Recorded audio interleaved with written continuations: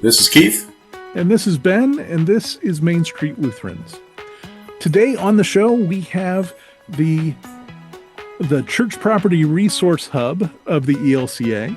And we're going to talk about church property and different ways we can use it and some of the resources that the ELCA is providing for the last year at least to help congregations figure out things like maintaining churches and how to be creative with our property. And so that sort of sparks this idea of multi-use facilities. And I think the pandemic created a lot of new opportunities and new necessities to have our congregations, our spaces, be used in multi-use ways, right? Well, we've already had the ELEA on to talk about early learning schools and other schools that the ELCA congregations have put together. And that's certainly one multi-use way for daycares and things like that.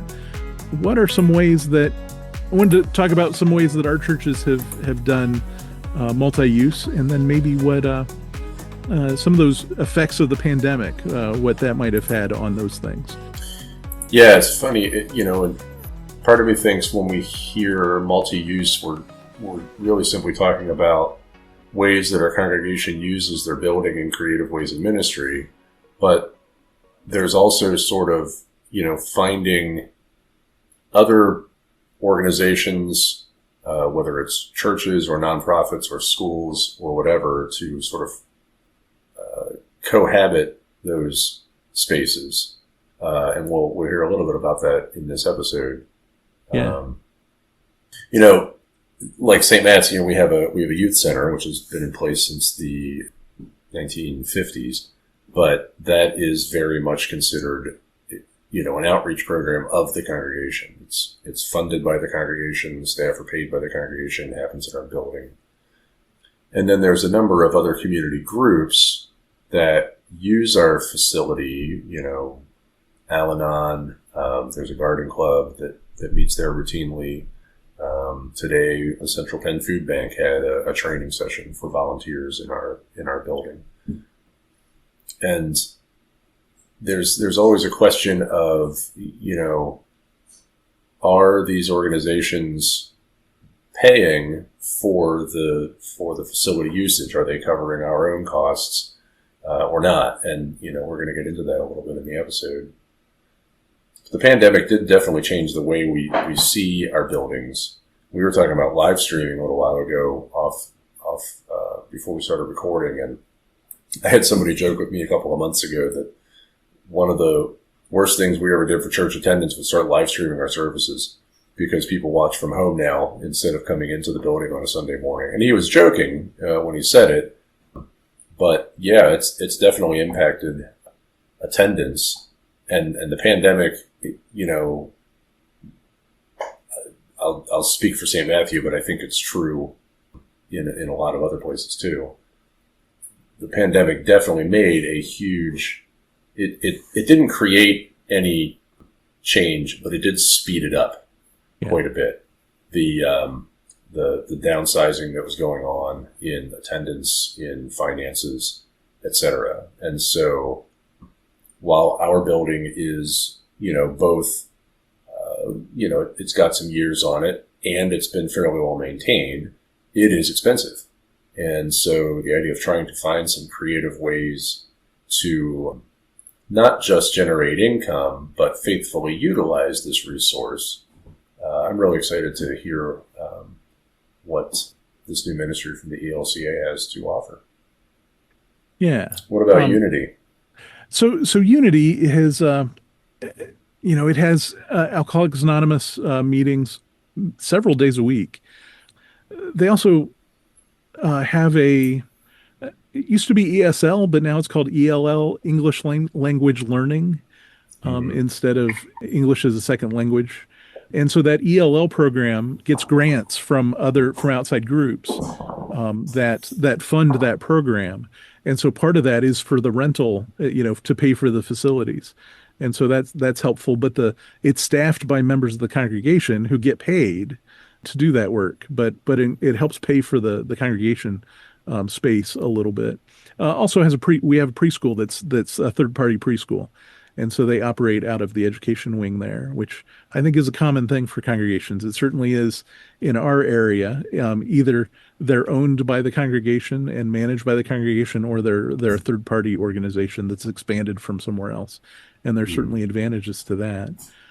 We'll talk about in the interview. We talk about a opportunity that came up to leverage some property and be able to get it sort of off the books as far as maintenance for the congregation goes. And so that's kind of an interesting thing that's come around. But at the same time, I am kind of being torn away from Unity. I'm going to a new congregation that's new to me, Good Hope Lutheran Church in Garden City, where I will act as a synodically authorized minister, as a part-time bivocational call. I don't know if I can call that a call, but it feels like one. And so I'll be there partly as an interim, maybe as some more than that, as we go forward. Good Hope has used their property in different ways. They have been renting to two congregations. One of them, as we're talking today, has just moved out. That congregation has shrunk to the point where they can't afford even renting the building as it is. And so Good Hope has a unique opportunity because they have a two-level fellowship hall space. So there are these two identical rooms at the end of the congregation, at the end of the building. And so about a third of each floor of that space is sectioned off with just dividers. And there are two congregations. One's a Black Pentecostal church, and the other one is a joint UCC and Disciples of Christ congregation. And the UCC DOC congregation has left now, but the Pentecostal church is staying there. And so they have their service occasionally on Sundays. I think every other week is how they do it in the afternoons. And so both of those places have been renting the space from Good Hope, but they're I'm looking to see what synergies we can create from that. But they do some interesting things with that. They used to have a food bank that they ran out of there, but when the congregations wanted to move in, they sort of dialed back their stuff and started cooperating with another place. But we're looking at ways that we can make this happen. So yeah, we're looking at all sorts of new opportunities with this. Actually, Good Hope has a congregation that was nearby, and they had to decide to close. And so a large portion of that congregation merged into Good Hope. And the result of closing that congregation led to a large endowment for that region that can be used for servicing the needs of the region that we're in, the Downriver and Dearborn region. And so I'm looking at ways that we can tap that resource to provide services to the community, particularly because members of the congregation, that's their legacy from their prior membership. And so hopefully being able to let them use some of that resource to better the community around us. And so, yeah. Right. And all of that plays into this church property resource hub. So let's turn to that interview and hear from Sarah Jones and the Church Property Resource Hub. Well, here with us today is Sarah Jones from the ELCA Church Property Resource Hub. Thanks for being with us today, Sarah. Absolutely. Thanks for having me. So the Church Property Resource Hub, what is it? How does it sit within the ELCA ecosystem? Great question. So we're a new program coming out of the church-wide organization, so the national office, and we provide support to congregations and synod leaders who are navigating the opportunities and challenges of church property in the 21st century. And that runs the gamut from how-to guides for auditing your space to maintenance checklists to guidance on how to share space and share space well, to thinking about how to build a mission-driven stewardship strategy for your land and buildings, all the way to what do you do when your congregation doesn't fit the building anymore? What are your options and how can you move forward faithfully? So if there's a question about any aspect of property, we can probably help you out with our resources, with our success stories and with our connections to other folks, both within the ELCA, but also outside to the many organizations and groups that are thinking about church property in new ways. Sure. We'll have a link. Well, we already have a link to the Church Property Resource Hub in the episode notes, so everybody can go check that out. Notice that there were documents, so there were lots of documents, including those checklists that you mentioned, and then there are success stories. There's a support forum. Tell me about the support forum. Yes, so the support forum is something we're really excited about. So that is on the leadership network of the ELCA, commonly called LeadNet, which anyone can sign up for. It's a platform that's kind of like Facebook for Lutherans, but without the dumpster fire conversations. And you can join our group, the Church Property Resource Hub group, and that's a place where you can ask direct questions and get direct answers, not only from us, but from your peers and colleagues. We've had people ask questions about community gardens and about floor sealant, right? And folks from all over jump in. Bishops jump in, A to Bs jump in, other folks just from like lay leaders from their church jump in. So it's a great place to get advice and get some questions answered. It sounds like this old church. Maybe that's what we should call it.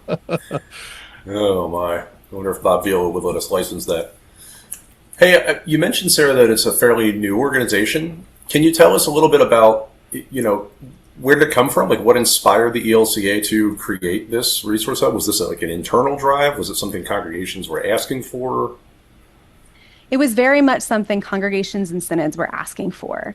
The churchwide organization was hearing from all corners of the church that property questions, property issues were front of mind for everyone. And there wasn't a centralized place for folks to go for guidance and answers and networks to different organizations. So a lot of people were spending a lot of time on Google trying to figure this out, right? And the ELCA was able to identify a generous grant that provided funding for 3 years for us to build up this church property resource hub to provide that kind of guidance for ELCA congregations and synod leaders. All right. So are you in the second of those 3 years now, or did that clock start before the organization sort of launched?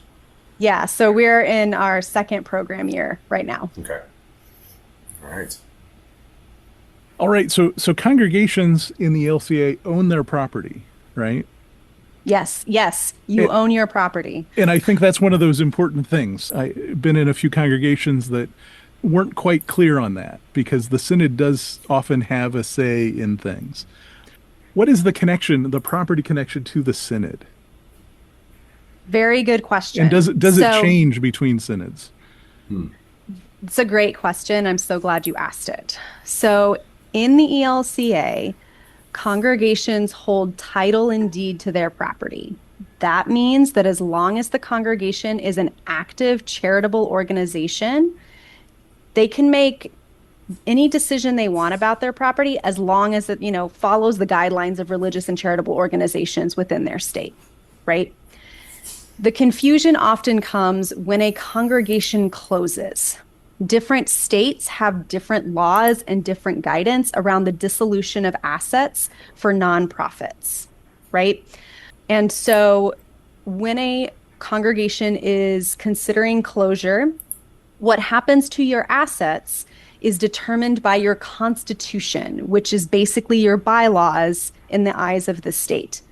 If your constitution says that your property automatically goes to the synod, that's what's going to happen, right? If you want to dissolve your property before you make the decision to close, that is usually totally fine, right? But what happens a lot of the time is that congregations don't take a look at their constitution before they take the congregational vote to close. And so then they go to their constitution and they find out that according to their bylaws, then they need to give the property to the synod. And I will also say that I have not met any synod leader who wants this to happen. Sure. Depending on where synods are located, some synods get a lot of property. Sometimes they know they're going to get the property, and sometimes they don't. I've heard synods getting calls basically that say, hey, we closed the church. We sent you the keys in the mail. And that's not a good situation. Right. And so the synod leaders that I've talked to have been really excited about how the Church Property Resource Hub can help congregations have critical decisions about the future of their assets before they close so that the synod isn't kind of left holding the bag on it. Yeah. And I know, it's certainly not the most pleasant topic, and it's probably not as commonplace as sometimes it feels like, the idea of congregations closing. But congregations closing graciously, in a way that, as best as they can in their final days, constructively, creatively, utilizing that real estate resource in trying to steward that in a responsible way, it can really be forward thinking for some other body in the community, whether it's another church or, whatever else happens to that facility. Can be something that's really a great gift that a congregation can make, rather than, what you suggested of just closing doors and mailing the keys off to the synod office. Can I back up and ask a detailed question? Yes. When you mentioned that some congregations in their constitution, it's baked in there that their building returns to the synod should they close. How common is that in the ELCA? That wasn't something that I had really heard of before. Ooh, so I'm not going to be as detailed as maybe I could be just because I'm newer to the ELCA as a denomination.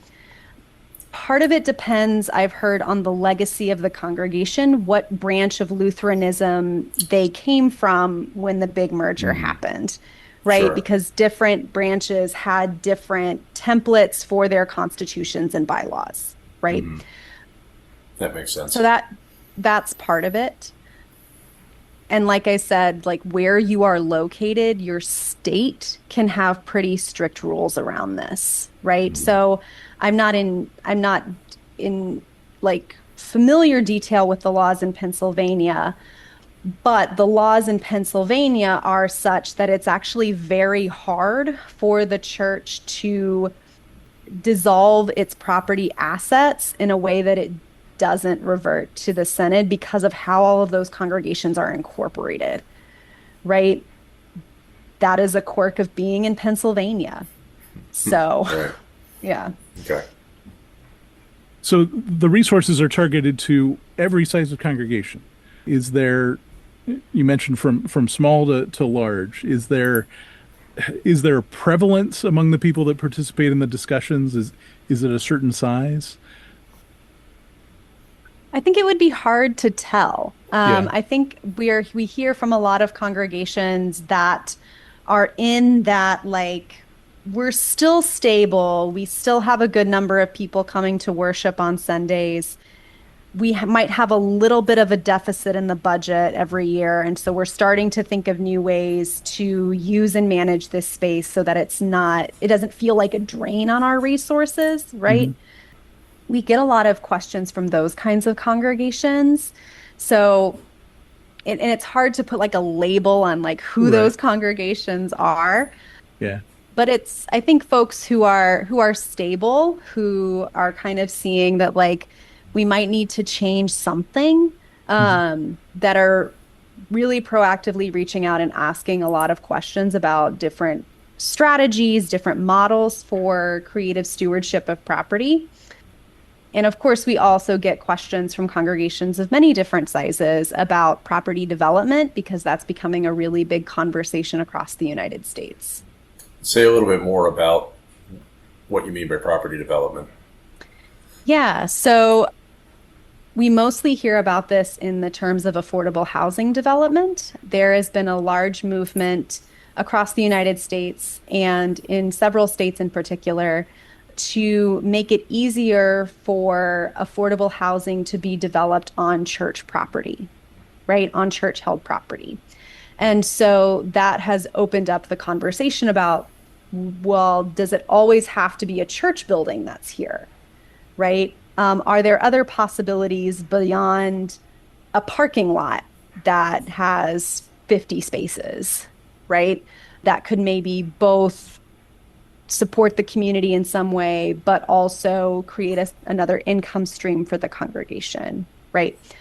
Those those ideas and those development plans are like very varied and they're very complicated, but I think that they're because the conversation is so active across the country, it's generating a lot of ideas in congregations. And if they start thinking about, well, maybe housing development isn't right for us, but can we do something else? And so start thinking more creatively around different ways to use what they have. So maybe, for example, like, some other form of nonprofit utilizing part of your space, whether that's a community center or, other agencies. I don't know what, I can't think of any concrete examples offhand, but Yeah, no, we hear from a lot of congregations that are renting out like their education wing, which they don't use anymore, to a nonprofit organization, Like a schools, daycare. maybe to run a daycares. preschool. Yeah. Yep. Hmm. Okay. Yeah, it What makes me about, think Reformation Lutheran Church on Capitol Hill did a housing development on their property. So that's right near the Capitol building. And so they have rental properties there, right in the middle of DC. So we've got a history of doing these things.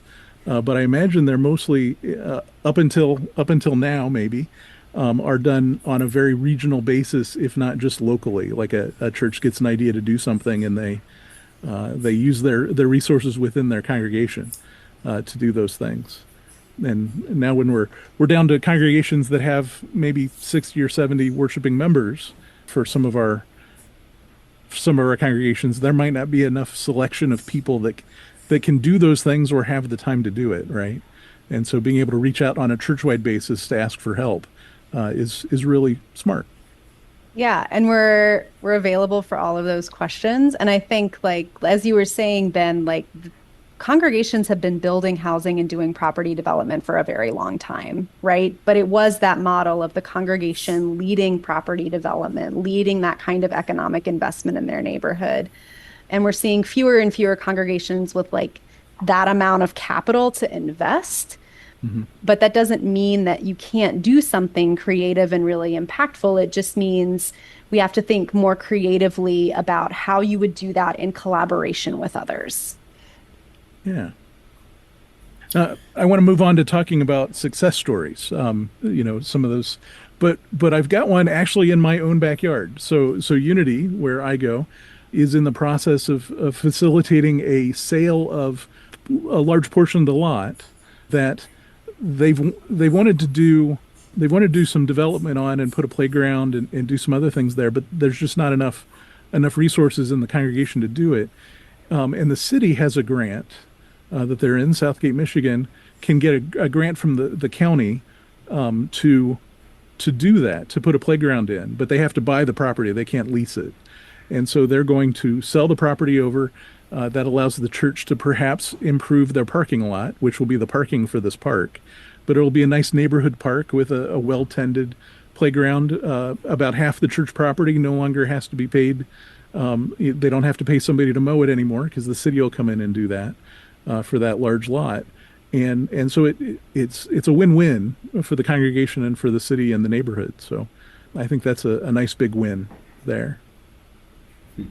Yeah, and a really great testament to how even if the congregation is not stewarding the property is still doing the mission of the congregation, right?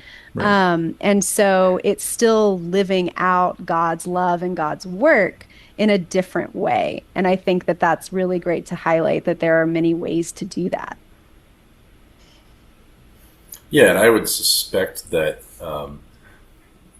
it's not the reason for it, but there's probably some way that the congregation can get some recognition in the naming or the signage of the park or something. Well, for that congregation, it's going to help people see it It's in a place where it doesn't get recognized because people are driving by at 50, 60 miles an hour, and Right. it doesn't look like a church because of various historical things to it. So the cross is buried in a tree, and so nobody can see the cross that's outside the church. And when they're flying by so fast, there's just no time to see it.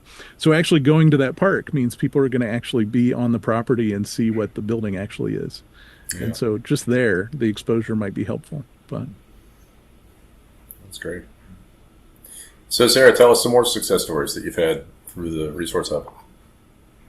Yeah. So one that I'm really excited about, where it's not published yet, but it should be published in the next couple of weeks, is All Saints Lutheran Church in Port Orange, Florida, which is like near Daytona Beach. Small congregation, aging congregation, called a pastor who they were like, we might need to be talking about closure. That's where we kind of are.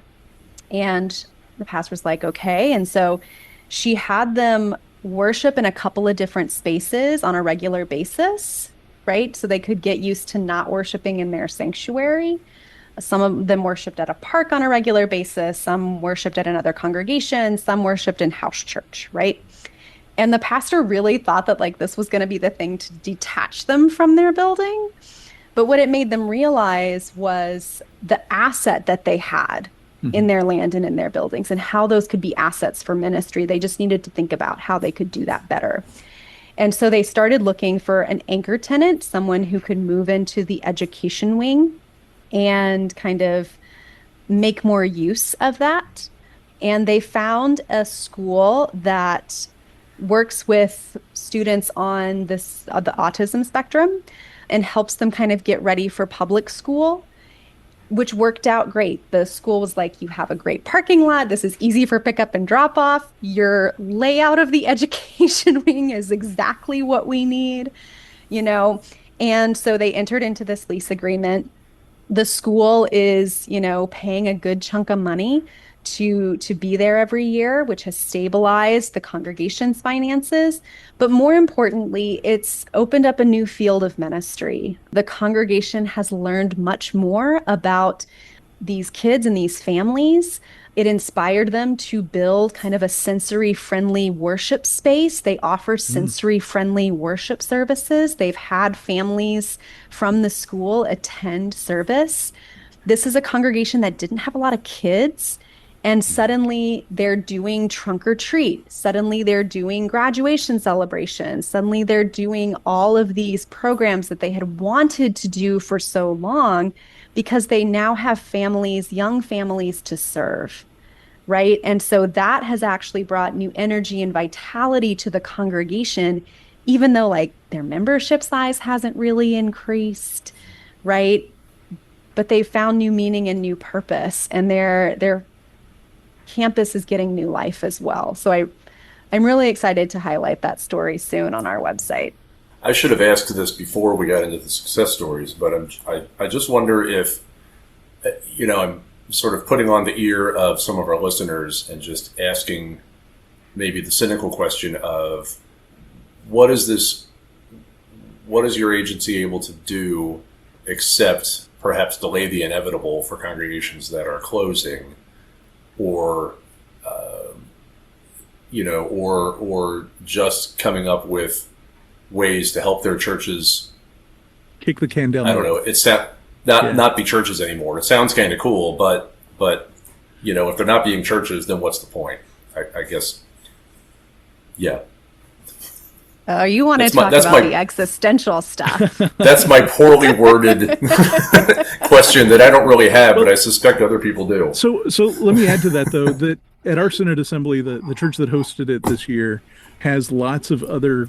There's a charter school that uses the property and has expanded the church to be able to include more stuff for them. It's a K through 12 charter school that operates there. And they have a congregation that's not ELCA that uses the sanctuary, I think, on Saturdays and things like that. So they have a policy for doing this, and he was explaining their policy, and it has to go toward their mission. And so explain what the requirements are, because one of the documents on the hub is about the tax implications of rental agreements, right? And I think that plays into that. Yes.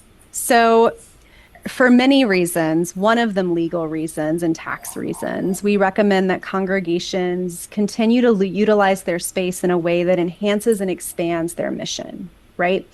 And we help congregations think more expansively about what their mission might be beyond worship, right? So that they can find partners in the community who may not share their faith, who may not have any faith at all, but who can still see themselves as partners in some sort of mission that the church is engaging in. So a very common example is like many congregations have feeding programs, right? They care about feeding people.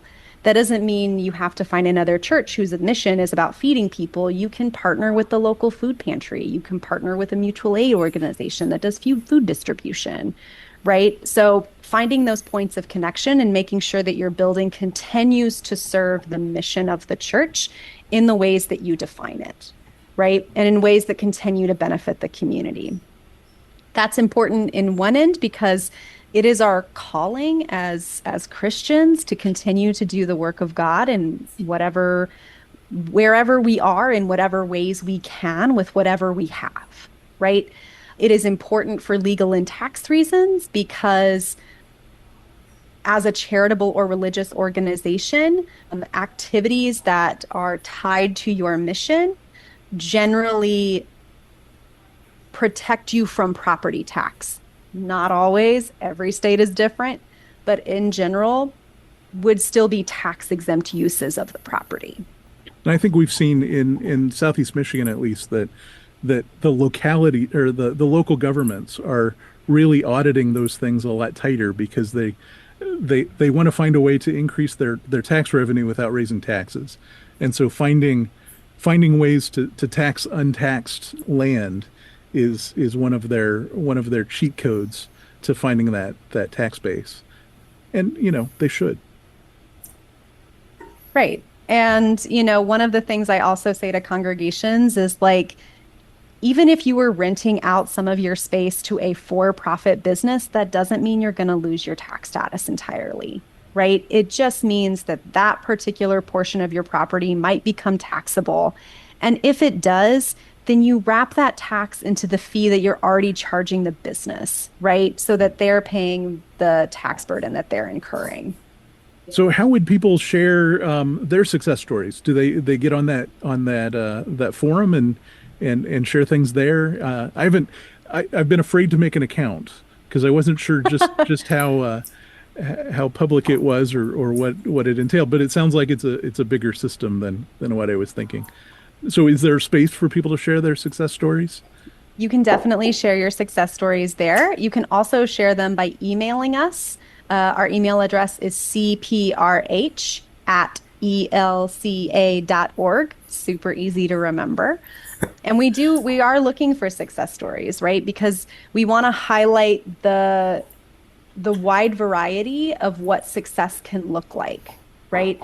Not every church is the same. Not every community is the same. And so we want to have lots of different reference points for inspiration, but also maybe connections and roadmaps for congregations that I think we could do that too. If there was a congregation, let's say a congregation that has a slightly larger staffing situation, like who would be the best person to reach out to you for an initial contact? Would it be the pastor? Would it be a property manager or a business manager of some kind? Would it be the property committee? Yeah, I think it would depend on the question, right? So if there's questions about hey, our roof has given us real trouble, maybe it's the property committee that reaches out. If it's questions about we're really rethinking how we relate to this space, it might be the pastor who reaches out, right? We can usually, from a brief email correspondence or a conversation, we can usually figure out who's going to be the best points of contact within the congregation and how can we best help them. And you're going to be your group is going to be at different events. I'm assuming you've been around to some of the synods? Yes. We've done some synod assemblies. In the fall, we're already getting booked for various education days that synods are having. We'll be at the rostered ministers gathering, which is in 2, 3 weeks in Indianapolis. We'll be doing a workshop there, but you can also find our table. We love to connect. And we're also available by synod request to host like workshops, webinars, anything that they think their congregations would benefit from. Are there any webinars that just happen generally? Would we find those Yes. on the page? Yes. So we do have monthly webinars. Each webinar focuses on a different aspect of church property stewardship and also is an opportunity for congregations to get introduced to other folks within this larger space who might be able to help them with these very specific questions, right? So just a couple of weeks ago, we had Mission Investment Fund do a webinar all about financing for church property improvements. Some folks are not familiar with Mission Investment Fund, and some folks, I think, thought they only did like new church construction. It's like, no, we can finance deferred maintenance improvements too. We can finance, sustainability upgrades. So learning about that in July and late July, we'll actually have one of the co-founders of Rooted Good. He's going to be talking about how congregations can leverage their property for social enterprise. So a business strategy that both has a mission impact, but also creates a sustainable stream of revenue. And then in August, we're going to be having the director of rural initiatives for Partners for Sacred Places come and talk about best practices for property stewardship in rural and small town congregations, because that looks very different than it does in urban and suburban contexts. Yeah, and well, we talked before the podcast. You have a connection to that organization, and there's an element of preservation that both rural and urban churches have historic value in a lot of ways, and sometimes if we let maintenance issues go too long, they get to the point where they're destructive, and so we can't preserve the building. And so I think this is a good way. It's hard for us to look at doing small improvements and investing in the sustaining of the building when we're struggling so much to keep things going. But in the end, the cost of trying to save a building could undo a congregation, I imagine. Yeah, and that's one of the big things that we see when congregations like suddenly are looking at a laundry list of maintenance that's going to cost them $2 million. A lot of it was just put off and put off and put off and put off, right? Yeah. And so, helping congregations tackle what they can tackle now is really going to pay off in the future. And not just for the congregation, but for the neighborhood, right? The neighborhood doesn't want to see shuttered churches. The neighborhood doesn't want to see raised churches, right? Especially if it's a really historic building. I kind of actually want to respond, Keith, to your existential question. Oh, yay. So I think when we are talking about church property and the future of church property, that necessarily leads into conversations about church closures, membership decline, all of that, right? And how I've come to think about it is, I think in the United States, we don't understand that everything has a lifespan, right? And that congregations, any congregation has a lifespan. Some are much longer than others, but everyone does, right? In the same way, every congregation is going to have to move out of their building at some point. That could be because they're merging, that could be because they're closing, that could be because they're relocating. And that's not uncommon, and it's not different than how church has always been in the United States, right? And so thinking about how we steward these assets is an important conversation in how we use them, because partly because it's going to be the legacy that every congregation leaves, right? At some point in their life, that every congregation is going to have to figure this out. They're going to have to figure out how do we leave that legacy of mission here within the physical space or within the the equity that we've been able to get out of it? And how do we make that something that's like a joyful responsibility, right? There's always going to be a generation that closes a church. And how do we help that generation make their decisions faithfully and joyfully and remove the shame from it? And so I think that that's something we think about a lot at the Church Property Resource Hub. It makes me think of, the notion of like paying your electric bill. It's not the most exciting thing that you do, but it's just one of the costs of doing ministry, and sort of that healthy existential detachment away from your building, because it can be, buildings can become a great drain on resources. They can also become, I think, idols to our congregation at times, in unhealthy ways that, we focus so heavily on preserving the facility because it's a tangible thing that we can see, and it's a tangible responsibility that we can't unsee, right? But then forgetting that only, whatever bandwidth is assigned to that in terms of resources to that building, then is bandwidth that you're not able to assign to what might in some ways be considered more faithful ministry than just maintaining your pretty building. Yeah. Yeah. And so that idea of, back to the light switch, back to the electric bill. So that just paying your electric bill, is a part of doing ministry, and so is figuring out what to do with your building when it's no longer suiting your needs. And to be able to disassociate, like the example that you were sharing earlier from Florida, to be able to disassociate your congregational sense of identity away from the building may or may not actually remove you from the building altogether, but it will help you to have a healthier attitude towards your physical building and physical plant structure and how to better manage it. And maybe more creative. Yeah. And more effective. Exactly, yeah. Well, Sarah, I'm so thankful that we had the time to talk with you. I first learned about the Church Property Resource Hub from a really pretty glossy flyer that I got in my mail about a month or two ago, but it was also at the same time that we'd already started, the email exchange of trying to schedule a date. So I've been really intrigued along the way, and I'm really grateful for the time to have this conversation. So thank you for joining us. Yeah, and at either of your churches, when the property questions come up, you know where to find us. Absolutely. And they're going to come. They're going to come pretty fast. So I don't know about Keith's. They've got a radio station and all that. So no, just a radio show. We don't actually have the station. All right. Well, thank you so much. Thank y'all.